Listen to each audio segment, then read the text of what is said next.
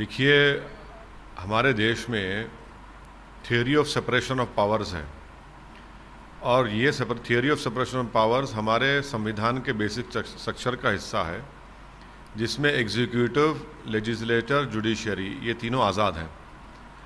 अब ये जो पार्लियामेंट का सेशन होने जा रहा है उसमें सरकार सिर्फ जो ऑर्डिनेंसेस जारी किए थे उनको क़ानून बनाने के लिए ऑर्डिनेंस ला रही है।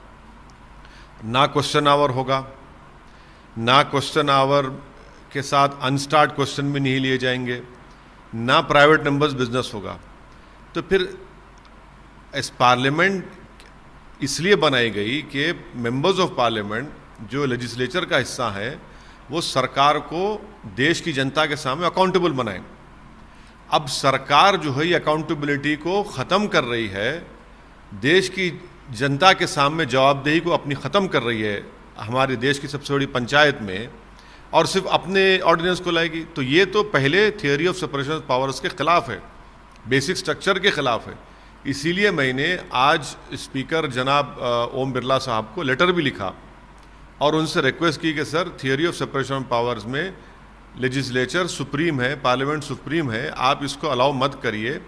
दूसरा, ये जो पॉइंट निकाला गया कि भाई 15 दिन का टाइम चाहिए क्वेश्चन देने के लिए, तो मैंने स्पीकर साहब से दरख्वास्त की कि जितने दिन का हमारा पार्लियामेंट का सेशन होगा उसमें एक दिन आप, यानी एक दिन 4 घंटे का होगा, तो 4 घंटे सिर्फ आप एक दिन, जितने दिन पार्लियामेंट चलेगा उसमें एक वर्किंग डे आप सिर्फ क्वेश्चन आवर रख दीजिए 4 घंटे का।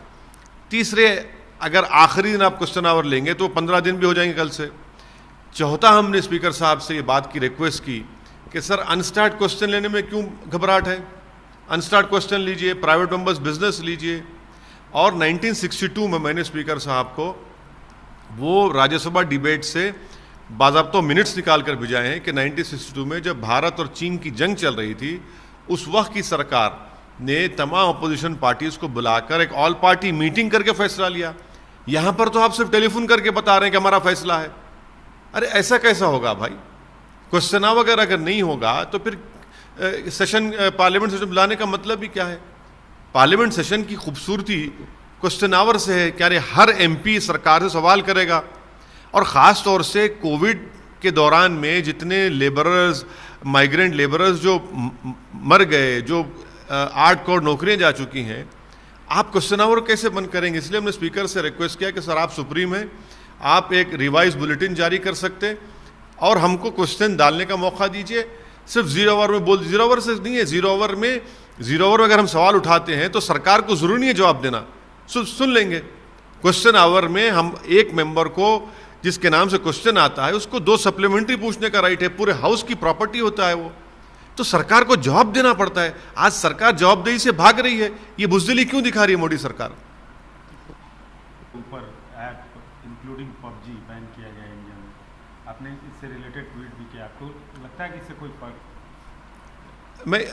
सरकार ये है ना, सरकार का जो पूरा टेक्निक है वो ध्यान बटाओ टेक्निक है।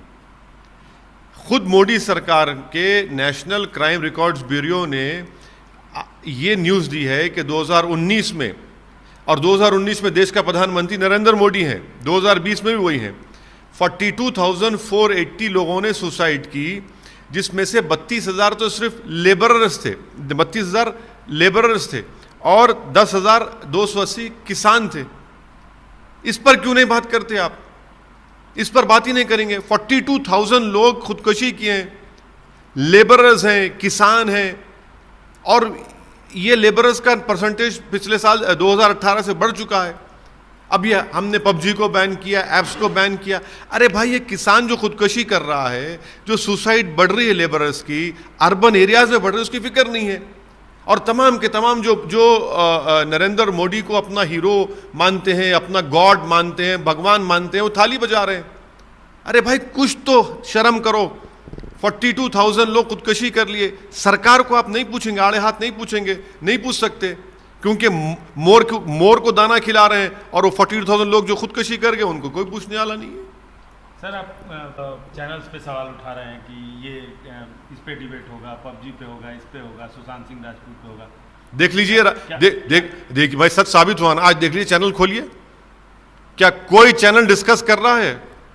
कि इतने किसान खुदकुशी क्यों किए, इतना लेबरर्स 32,000 क्यों खुदकुशी किए? उठा के देख लीजिए, चैनल खोल के देख लीजिए, सब के सब क्या कर रहे हैं, या तो मोदी की तारीफ में लगे हुए हैं, या फिर वो बेचारे उस एक्टर की जो मौत हुई उसके बारे में लगे हुए हैं।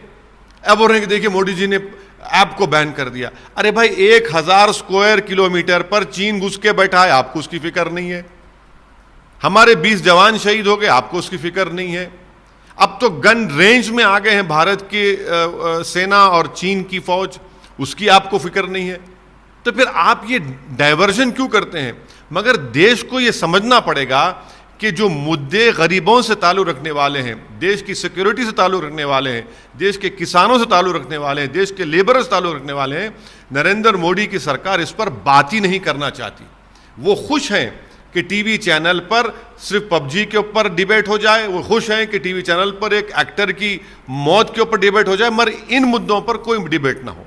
लेकिन जहाँ तक चाइना बॉर्डर पे और चीज़ों पे है, सरकार ने आश्वासन दिया है कि हमारी सीमाएं सुरक्षित हैं, सब कुछ ठीक है। गवर्नमेंट ने तो आश्वासन दिया है ना। कौन सा आश्वासन दिया? एक्सटर्नल अफेयर्स मिनिस्टर का एक न्यूज़ वेबसाइट को इंटरव्यू है कि 1962 के बाद सबसे सीरियस सिचुएशन है। जब सबसे सीरियस सिचुएशन है और इतनी बातचीत जो हमारी चीन से हो रही है हर लेवल पर, उसके बावजूद भी चीन घुसे जा रहा है, अपने मिसाइल्स को लगा दिया है, अपने टैंक्स को खड़ा कर दिया है, 1000 स्क्वायर किलोमीटर पर कब्जा कर चुका है, डेप्सांग में, पोंगसोंगसू लेक में, हर जगह पर, ईस्टर्न लद्दाख में, और सरकार से गलत बोल रही है। नरेंद्र मोदी ने झूठ कहा देश को, फिर से कह रहा हूं, जब उन्होंने कहा था ऑल पार्टी मीटिंग में ना कोई आया है, ना कोई घुसा है, ना कोई ठहरा हुआ है। उसके बाद सरकार एक्सपोज हो गई। आज भी सरकार बुरी तरह एक्सपोज हो रही है। ईस्टर्न लद्दाख में चीन की फौज घुसकर बैठी है इंडियन LAC